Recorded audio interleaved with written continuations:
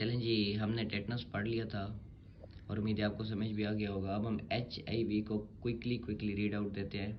ये as such important नहीं है, इसमें सिर्फ इम्पॉर्टेंट है HIV पेशेंट्स, उसमें सर्जन को खुद को प्रोटेक्ट कैसे करना है और प्रिवेंशन कैसे है स्प्रेड की, वो हम देख लेंगे। तो HIV तो काज करता है एड्स। एड्स अब क्या है? ये है opportunistic infections and malignancies that rarely occur in absence of severe immunodeficiency। तो इसमें मतलब कोई एक बीमारी नहीं है, ग्रुप ऑफ डिजीज़ हैं और तब होते हैं जब हमारी बॉडी इम्यूनो कम्प्रोमाइज़ हो। और HIV क्या है? ये है ह्यूमन इम्यूनोडेफिशिएंसी वायरस। अब कौन सी डिजीज़ के होती हैं? न्यूमोसिस्टिक नमूनिया है, सेंट्रल नर्वस सिस्टम, लिम्फोमा है, TB है, बहुत सारी डिजीज़ हो सकती हैं। कम्बिनेशन ऑफ डिजीज़ है एड्स। एड्स तब होता है जब HIV इन्फेक्ट करे उस पेशेंट को जिसका CD4 लिम्फोसाइट काउंट 200 पर एम क्यूब से कम हो जाए। नॉर्मली 500 से भी ज़्यादा होता है। 200 पर एम क्यूब से कम हो जाए या फिर लिम्फोसाइट की परसेंटेज 14 से कम हो जाए। ये डिजीज़ ट्रांसमिट कैसे होती है? ये डिजीज़ ट्रांसमिट होती है ब्लड से, सीमेन से, वेजिनल फ्लूइड से, मिल्क से। और होमोसेक्सुअल स्प्रेड बहुत ज़्यादा है, हेट्रोसेक्सुअल भी है लेकिन होमोसेक्सुअल स्प्रेड बहुत ज़्यादा है। ड्रग एडिक्ट्स, इसके अलावा जो ब्लड ट्रांसफ्यूजन करते हैं, नीडल प्रिक्स और mother to child during birth.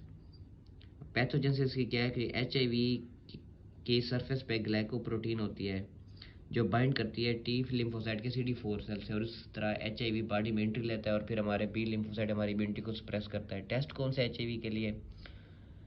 तो एलाइजा टेस्ट स्क्रीनिंग के लिए है। कन्फर्मेटरी टेस्ट या टेस्ट ऑफ जो कन्फर्मेटरी है वो वेस्टर्न ब्लॉट है और PCR करवाते हैं। इसके अलावा CD4 लिम्फोसाइट काउंट देखते हैं। नॉर्मल वैल्यू 500 से ज़्यादा होती है, मैंने आपको पहले बताया। अगर CD4 लिम्फोसाइट काउंट 200 से 500 के दरमियान हो तो एड्स में कौन सी बीमारियों का चांस होता है? कैपोसी सार्कोमा का, कैंडिडिया के इन्फेक्शन का और TB का। अगर 500 से 200 हो तो न्यूमोसिस्टिक एरीनिया और टॉक्सोप्लाज्मा का और अगर 50 से 200, और अगर 50 से ही कम हो तो लिम्फोमा और साइटोमेगालोवायरस का। और ये चीज़ें आपने MCQ के लिए करनी है कि अगर CD4 लिम्फोसाइट का काउंट इस रेंज में है तो ये डिजीज़ हो सकती हैं, इसमें ये हो सकती हैं। अच्छा, HIV में यानी कि एड्स में जो ग्रुप ऑफ डिजीज है ना, तो सबसे मोस्ट कॉमन जो अपॉर्चुनिस्टिक इन्फेक्शन है ना वो TB है और डेथ भी सबसे ज़्यादा एड्स में TB की वजह से होती हैं। तो इसके अलावा ना आपको ये पता हो कि एक सर्जन है वो सर्जरी कर रहा है HIV पेशेंट्स की, तो उसने क्या प्रिकॉशंस करनी है।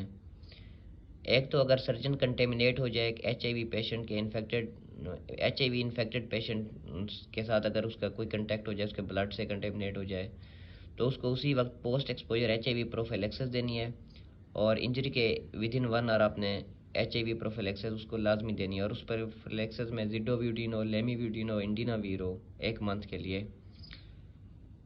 इसके अलावा उसी वक्त भी आपने HIV टेस्ट करना है और 12 वीक के बाद भी HIV टेस्ट को रिपीट करना है। और इसके अलावा अगर कोई ऐसा सर्जन या ऐसा मेडिकल पर्सनल है जिसको खुद HIV है और उसने अब हॉस्पिटल में ट्रीटमेंट करनी है, तो उसको चाहिए कि वो प्रैक्टिस ना करे, वो अपनी मॉडिफिकेशन या लिमिटेशन करवाए ड्यूटीज़ की, या उसकी ऐसी ड्यूटी हो जिसमें पेशेंट के साथ इंटरेक्शन एक्सपोजर कम हो, ताकि वो दूसरों को स्प्रेड ना करे, क्योंकि वो खुद सोर्स है अब HIV को स्प्रेड करने का। और ये लास्ट भी MCQ पॉइंट है कि TB is the leading cause of death in AIDS. तो ये आपको उम्मीद है समझ आ गया होगा। अभी हमने डिटेल से नहीं पढ़ना था, हमने जस्ट ऐसे गो थ्रू करना था क्योंकि हमारे जनरल सर्जरी के हिसाब से इंपॉर्टेंट नहीं है। तो आगे हम नेक्स्ट लेक्चर पढ़ते हैं। उम्मीद है ये आपको समझ आ गया होगा। Thank you.